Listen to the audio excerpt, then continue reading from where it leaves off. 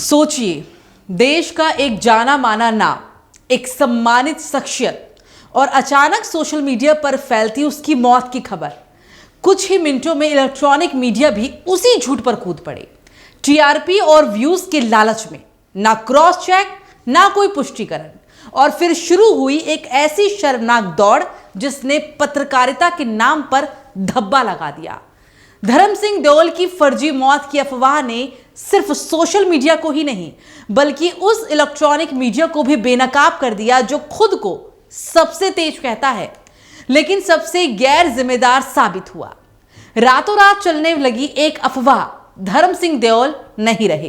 Post दर post, status दर status, लाखों share, हजारों comment, और फिर मीडिया के कुछ हिस्सों ने बिना सोचे समझे वही झूठ जनता के सामने परोस दिया, जैसे सच की कोई कीमत ही ना हो, जैसे वे किसी व्यक्ति के नहीं बल्कि व्यूज की मौत जिंदगी पर खबर चला रही हो। आज सच में दिग्गज अभिनेता धर्मेंद्र का निधन हो गया है। 89 साल के धर्मेंद्र ने सोमवार दोपहर अपने घर पर अंतिम सांस ली। उनका अंतिम संस्कार विले पार्ले शमशान भूमि में हुआ, जिसमें सलमान खान, संजय दत्त, अमिताभ बच्चन, आमिर खान समेत कई सेलेब्स पहुंचे। प्रधानमंत्री नरेंद्र मोदी ने दिग्गज अभिनेता धर्मेंद्र के निधन को एक युग के अंत का संकेत कहा है। हिंदी सिनेमा में कई सितारे आए, चमके और फिर खो गए, लेकिन एक ऐसा नाम है जिसने न सिर्फ पर्दे पर राज किया बल्कि दर्शकों के दिलों पर भी अपनी एक अलग ही छाप छोड़ी। धर्म सिंह देओल, जिसे दुनिया धर्मेंद्र के नाम से जानती है, एक ऐसा अभिनेता जो हैंडसम भी, दमदार भी, रोमांटिक भी और बिल्कुल रियल भी।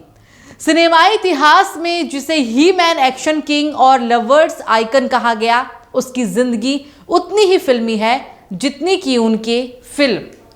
तो चलिए आपको अब लिए चलते हैं धर्मेंद्र की उस यात्रा पर जहां एक छोटे से गांव का लड़का भारतीय सिनेमा का अमर सुपरस्टार बनकर उभरता है। धर्मेंद्र का जन्म 8 दिसंबर 1935 को पंजाब के फगवाड़ा में एक आम किसान परिवार में हुआ।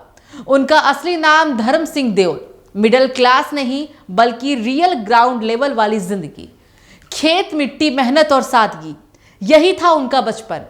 स्कूल कॉलेज के दिनों में शायद शांत और बेहद सुंदर, लेकिन फिल्मों का जुनून ऐसा कि दिल में हीरो बनने का सपना बचपन में ही बस चुका था। धर्मेंद्र का फिल्मों में आना किसी फिल्मी चमत्कार से कम नहीं था। 1958 में फिल्मफेयर टैलेंट हंट चला, यंग टैलेंट खोजने की शुरुआत हुई और वहीं से आई पहली किरण। बिना किसी गॉडफादर, बिना किसी फिल्मी रिश्ते के, सिर्फ अपने लुक्स, ऑनेस्टी और एक्टिंग के हुनर के दम पर मुंबई पहुंचे और फिर 1960 की फिल्म दिल भी तेरा हम भी तेरे से शुरुआत हुई।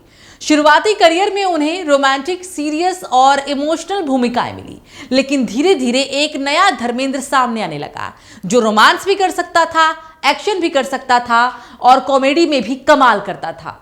1970 और 80 का दौर, ये वो समय है जब धर्मेंद्र अपने करियर के शिखर पर पहुंचे थे।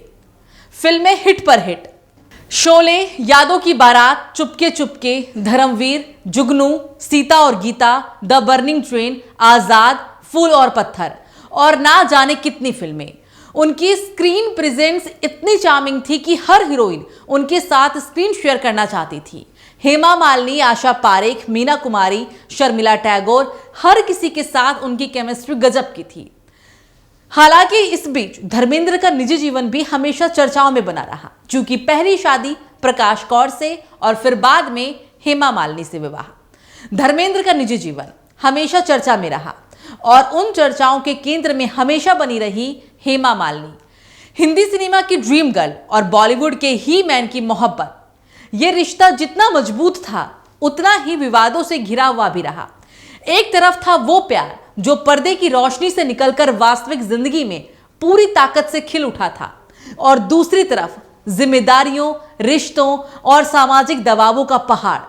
जब धर्मेंद्र ने हेमा मालिनी से शादी का फैसला लिया तब बॉलीवुड सिर्फ हैरान नहीं हुआ बल्कि दो हिस्सों में बंट गया।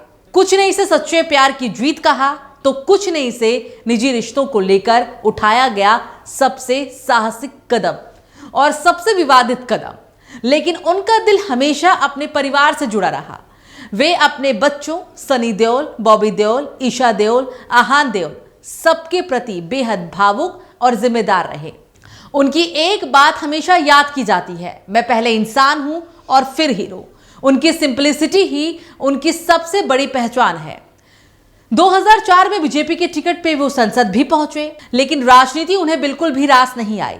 वहां से उन्होंने खुलकर कहा, मैं दिल का आदमी हूं, राजनीति मेरे बस की नहीं।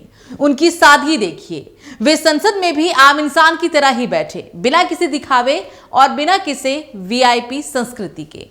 धर्म सिंह देओल की कहानी सिर्फ एक सुपरस्टार की सफलता नहीं रही, ये कहानी है उस इंसान की जो छोटे से गांव से निकला और पूरी दुनिया के दिलों में घर बना गया।